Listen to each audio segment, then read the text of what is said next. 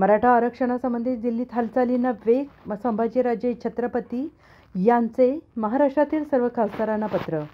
मनोज जरांगे पाटील मराठा आरक्षणासाठी उपोषणाला बसले होते. आता जरांगे पाटील हे महाराष्ट्राच्या दौऱ्यावर आहेत.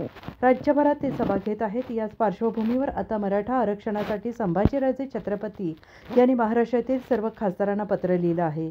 मनोज जरांगे हे यांचे महाराष्ट्रात सुरू असलेले आंदोलन आणि महाराष्ट्र दौरा तसेच युवकांच्या आत्महत्यांचा उल्लेख करत मराठा आरक्षण मिळवण्यासाठी सर्व खासदारांची एकी महत्त्वाची असल्याचे छत्रपती संभाजीराजेंच्या पत्रातून दिसून येत आहे. छत्रपती संभाजीराजेंनी पत्रात लिहिलं आहे की मराठा समाज आरक्षणाच्या मागणीसाठी मागील काही वर्षांपासून संघर्ष करत आहे. यासाठी अनेक भव्य मोर्चे, आंदोलने, उपोषणे झालेली आहेत. काही युवकांनी यासाठी आत्महत्येसारखा टोकाचा मार्ग निवडला आहे.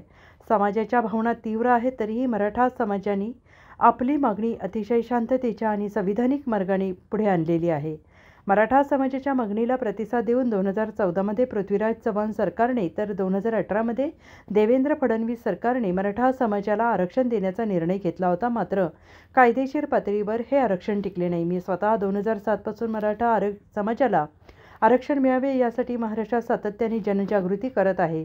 मराठा समाजाला आरक्षण मिळावे यासाठी अनेक आंदोलनात सक्रिय सहभाग नोंदवत काही आंदोलने स्वतः देखील केली आहेत. Bureau report, SVN Marathi, Mumbai.